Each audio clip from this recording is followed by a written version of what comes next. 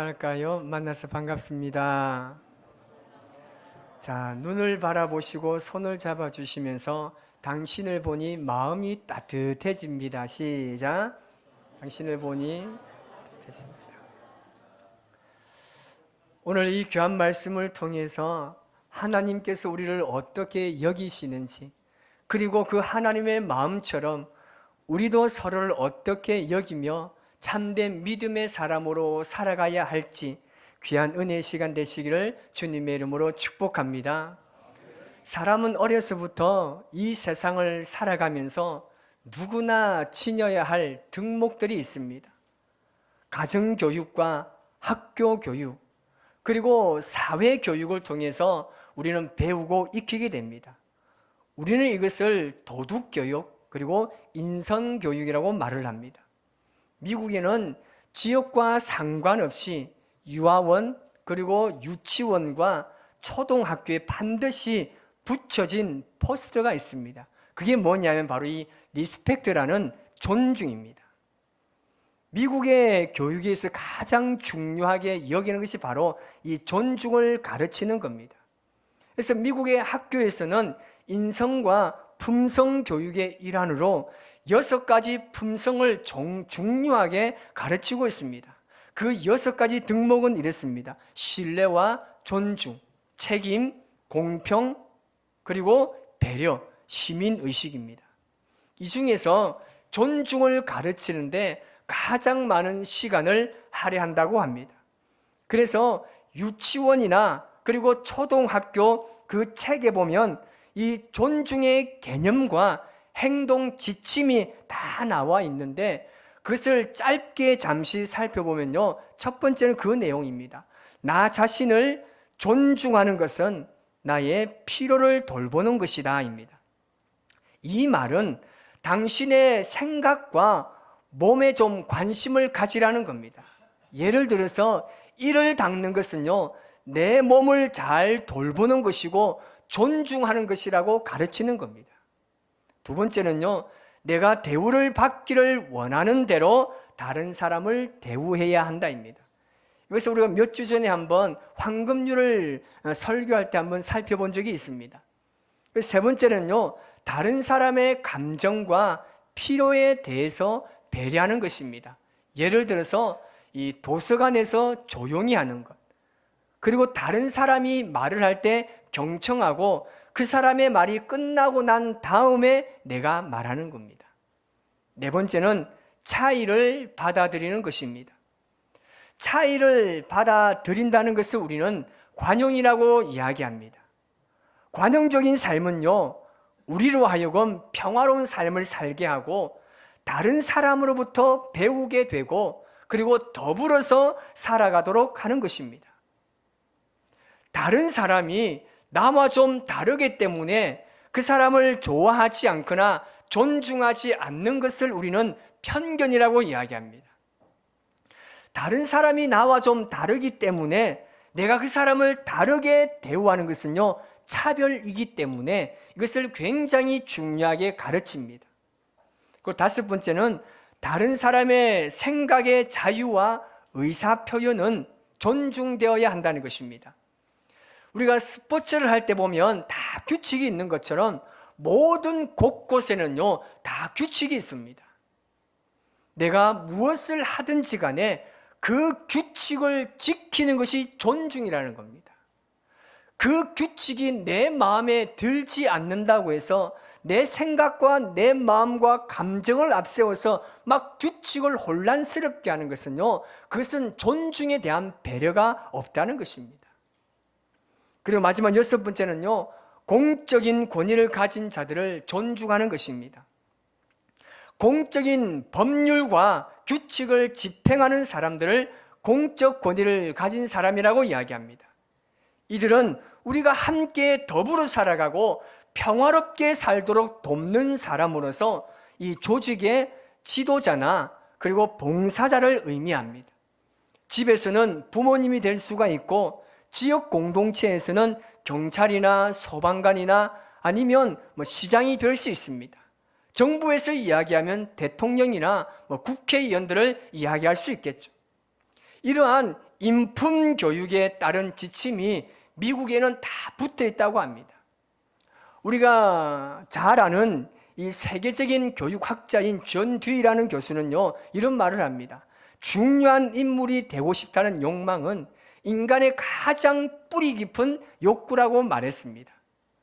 그리고 윌리엄 제임스 교수는요, 인간성의 바탕을 이루는 것은 상대방에게 인정받고 싶은 기대감이라고 이야기했습니다. 이렇게 인간의 기본적인 욕구에는 존중의 욕구가 있는데, 이 시대는 존중이라는 단어가 사라지고 있다는 것입니다. 특별히 포스트 모던 시대를 살아가는 지금 이 시대가요, 모든 것이 다 상대적이고 자기만 중요시 되는 이기적인 세대에서 존중이란 등목은 찾아보기가 힘들게 되었다는 겁니다. 그래서 오늘날 많은 학생들이요, 선생님을 존중하지 않습니다. 자녀들이 부모님을 존중하지 않습니다. 국민들이 나라의 정치가들을 존중하지 않습니다. 그러다 보니까 자신의 삶을 살아가는데 권위자가 없습니다. 그저 자기가 원하는 대로 살아갑니다. 자기만 좋으면 그만입니다. 자기에게 이익이 되는 일이라면 수단과 방법을 가리지 않습니다. 그냥 자기에게 유리한 대로만 행동합니다. 타인에 대한 존중을 찾아보기가 힘든 세상이 되고 말았습니다.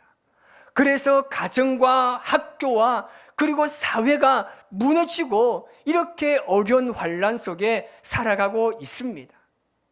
이런 상황 속에서 오늘 우리가 회복해야 할 가장 중요한 그 단어, 그 한 가지의 단어가 있다란 바로 이 존중이라는 단어일 겁니다.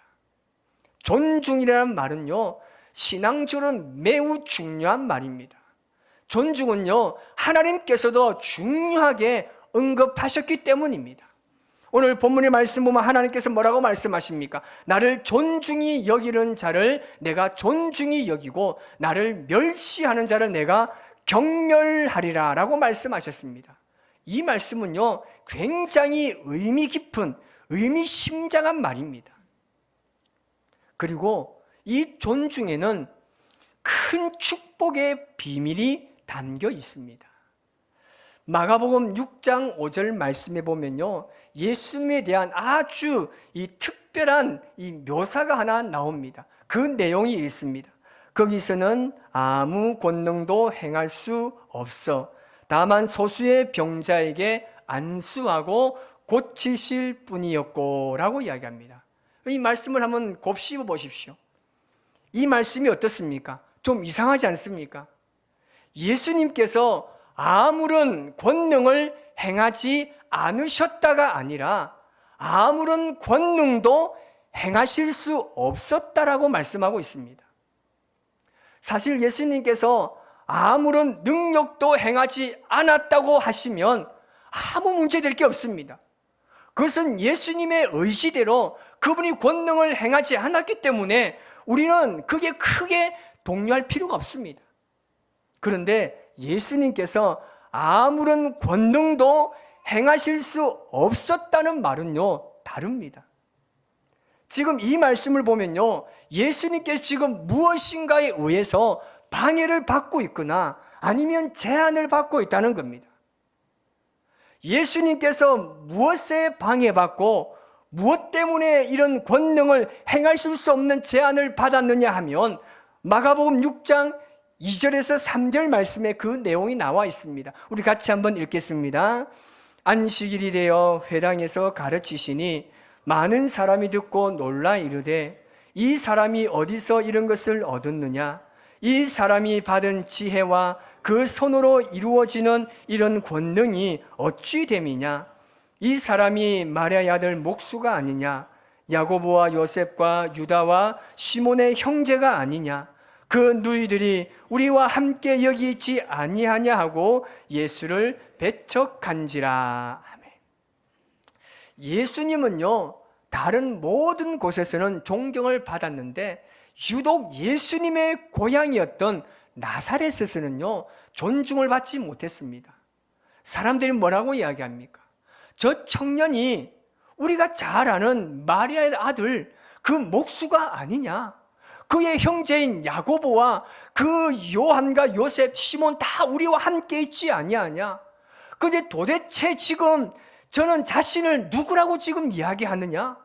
이렇게 말하면서 지금 눈앞에 있는 예수님을 무시하고 배척했습니다. 사람들의 이런 반응에 예수님께서 말씀하셨습니다. 6장 4절 말씀입니다. 예수님께서 그들에게 이르시되 선지자가 자기 고향과 자기 친척과 자기 집 외에서는 존경을 받지 못함이 없느니라 하시며. 아멘. 여기서 가장 핵심적인 단어가 존경이라는 단어입니다. 이 존경이라는 단어를 정확하게 존중이란 말과 같습니다.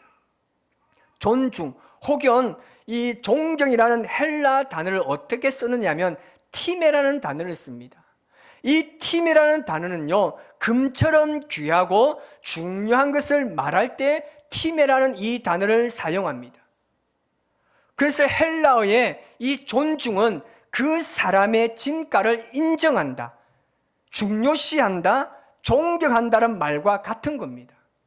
이 존중의 반대말은 이 원어에서 뭐라고 이야기하냐면 이 아티미아라고 이야기합니다. 이 아티미아는 경멸로 해석합니다. 다시 말하면 천하게 취급한다는 속뜻이 그 안에 있습니다. 그런데 예수님께 지금 여기서 어떤 말씀을 썼냐면 이 아티미아라는 단어를 사용하셨다는 말입니다. 예수님께서는 존경받지 못함이란 말에 이 단어를 쓴 것은 나사렛 사람들이 지금 예수님을 존중하지 않았다는 말입니다. 아니, 예수님을 중요한 부분으로 여기지 않는 정도가 아니라 예수님을 지금 천하게 취급했다라는 말입니다. 더 나아가서요, 누가복음 기록에 의하면요, 예수님을 그들이 경멸하면서 어떻게 합니까?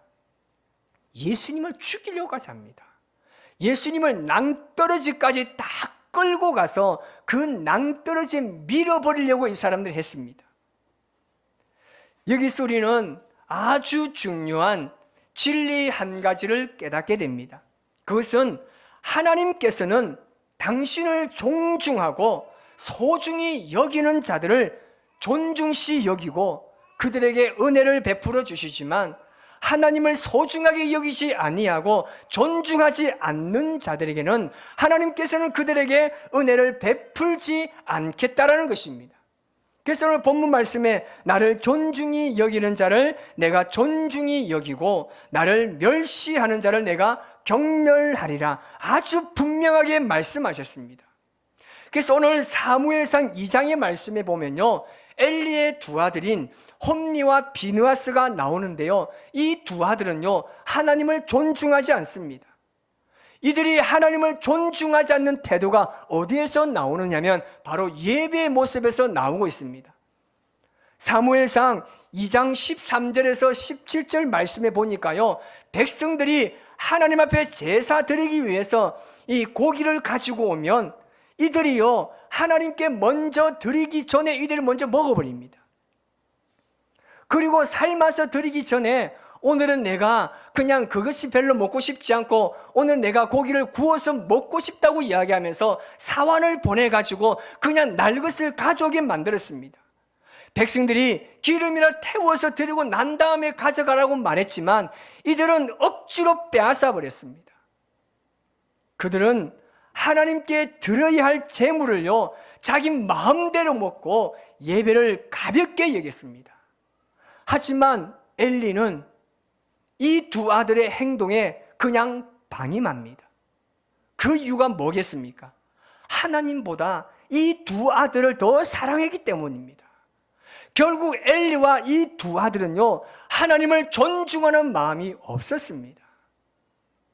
여러분, 하나님을 존중하는 자들은요 하나님으로부터 존중을 받습니다. 이것은 변할 수 없는 하나님의 진리이자 우리가 하나님의 복과 은혜를 받을 수 있는 영적인 원리가 되는 것입니다. 성경 여러 곳에서 이 존중의 원리에 대해서 다른 표현으로도 말씀하셨습니다. 시편 91편 14절 말씀을 한번 같이 읽어보겠습니다. 하나님이 이르시되 그가 나를 사랑한즉 내가 그를 건지리라.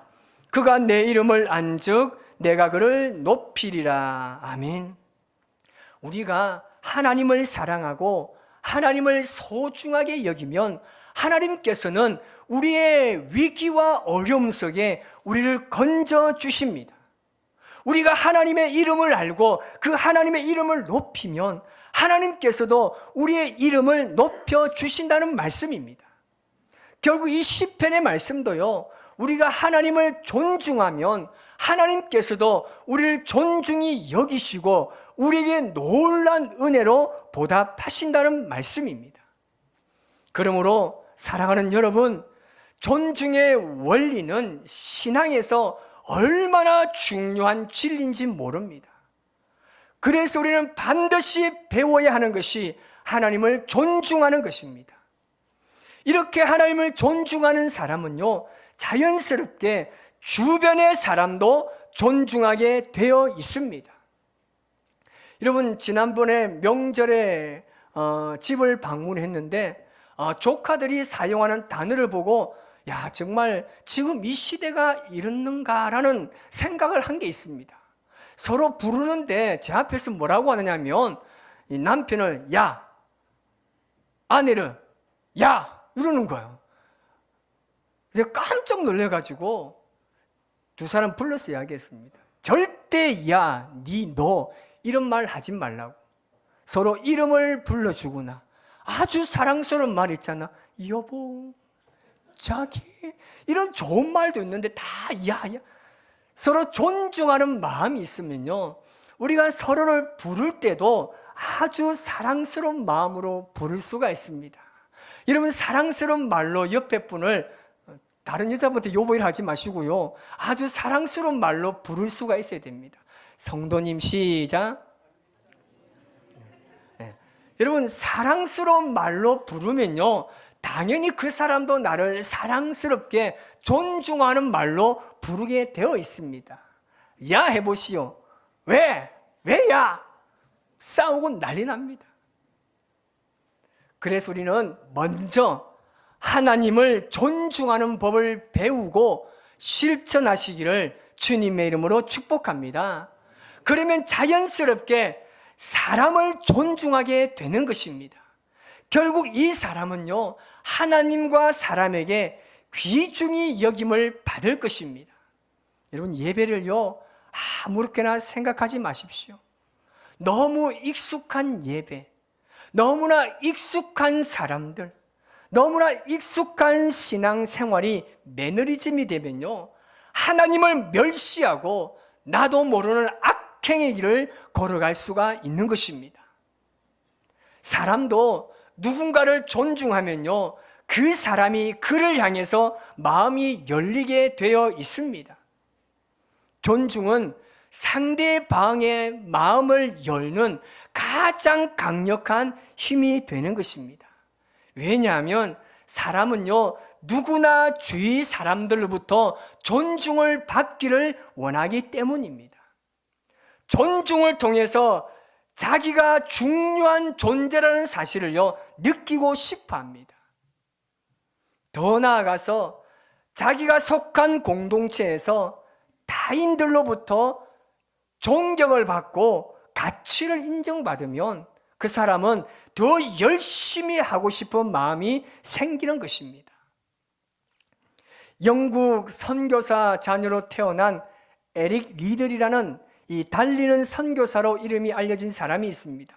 그는 선교사의 자녀로서 먼 거리를 걷고 달리는 습관이 있어서 어린 시절부터 육상에 탁월한 재능을 보였습니다. 그가 나중에 에든버러 대학에 입학하고 난 이후에 본격적으로 육상 선수로 활동하기 시작하면서 당시에 수년간에 걸쳐서 전 영국 단거리 육상 대표에서 모든 석권을 하고 영국의 대표 선수까지 되어서 1924년에 제8회 파리 올림픽 경기에서 금메달 후보였다고 합니다. 그의 주 종목은 100m입니다. 그런데 100m 경기가 그 결승이 주일이 되고 말았습니다. 그래서 그는 결심합니다. 저는 주일만큼은 예배를 드려야 합니다. 그렇게 결정하고 100m 경기 출전을 포기했습니다. 이 에릭의 100m 출전 소식, 이 포기 소식을 들은 영국 전체 사람들의 반응은요, 굉장히 냉소적이었습니다. 그를 향해서 편협하고 옹졸한 신앙인, 신앙을 소매 끝에 달고 다니는 위선자, 조국의 명예를 버린 자라고 비난하기 시작합니다. 그러나 그 후 에릭은 자신의 주 종목이 아닌 200m 결승에서 동메달을 따게 됩니다. 그리고 400m에 출전하게 되는데, 이 에릭이 400m에 출전한 것은 그 400m 선수의 덜러리나 마찬가지였습니다. 그런데 에릭은요, 신들린 사람처럼 이 400m를 마치 100m를 뛰는 주법으로 달리기 시작합니다. 경기를 지켜보던 전문가들이 이야기합니다. 에릭이 저런 속도를 계속해서 유지하다가는 결코 쓰러지고 죽을지도 모른다고 생각했습니다. 그러나 에릭은요, 47초 06라는 당시에 세계 신기록을 내면서 금메달을 따게 되었습니다. 그가 결승 테이프를 끊고 쓰러지는데 그게 수많은 기자들이 모여듭니다. 그런데 그 에릭의 손에 쪽지 하나가 있었습니다. 그가 결승전에 출전할 때 담당 안마사가 그에게 준 쪽지입니다. 그 쪽지에는 이렇게 기록되어 있습니다. 나를 존중히 여기는 자는 나도 존중히 여기리라. 그 쪽지가 그 손에 있었습니다. 기자들이 그의 우승 비결을 묻자 에릭이 그렇게 이야기합니다.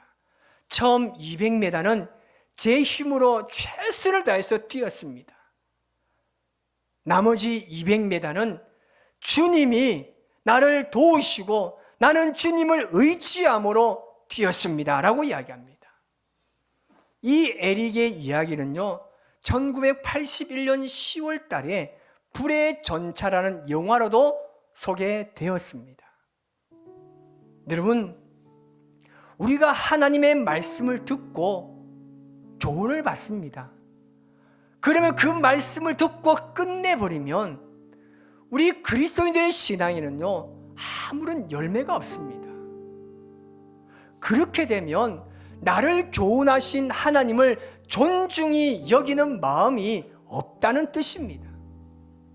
그 교훈의 말씀을 가슴에 새기고 일평생 삶으로 실천할 때 그분을 존중하는 마음이 실제가 되는 것이고 교훈의 능력이 내 삶에 나타나는 것입니다.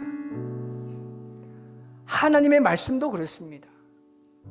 하나님을 존중하는 마음이 있을 때 우리는 하나님의 말씀대로 살아야겠다는 결단이 서는 것입니다. 그러면 우리의 삶에도 풍성한 열매가 맺히는 것입니다. 여러분이 행하는 그 존중의 자리, 그곳이 여러분의 높이는 자리가 될 줄 믿습니다. 서로를 높여주는 그 자리에 믿음의 뿌리가 내려지고 그 싹이 잘 자라서 열매가 튀어지고 뿌리 깊은 그 나무에서 나오는 아름다운 그리스도의 향기가 여러분을 통해서 온 천하에 퍼져나갈 줄 믿습니다. 이번 한 주간도 하나님을 존중하고 서로를 존중하는 마음과 실천으로 말씀이 내 삶의 실제가 되도록 살아가는 하나님의 자녀로 그 인생을 아름답게 살아가는 저와 여러분의 삶이 되시기를 주님의 이름으로 축복합니다. 우리는 하나님께서 만드신 작품입니다. 우리는 이 땅에 태어나는 그 순간 우리는 모든 사람들로부터 존중을 받을 이유가 충분히 있는 사람입니다. 누군가가 나에게 오늘 식사 한번 할까요? 라고 말을 했을 때에 우리는 자꾸만 이 잘못된 해석을 합니다. 저 인간이 왜 식사하자고 하지? 막 이렇게 이야기하면서 자신 나름대로 많은 생각을 합니다. 그 마음부터 없애는 연습을 하십시오. 누군가가 나에게 손을 잡아줄 때에 그냥 그 마음 그대로 받아들이시면 되는 거예요. 그것이 바로 그 사람의 마음을 존중하는 마음입니다. 우리 그리스도인들이 세상을 향해서 복음을 전할 때 그들이 우리에게 분명히 듣기 싫은 말을 할 때가 있을 겁니다. 그때요, 네 죽고 나 사자는 식으로 싸우면요, 예수님의 이름이 높임을 받지 못합니다. 그럴수록 그 사람을 존중하십시오.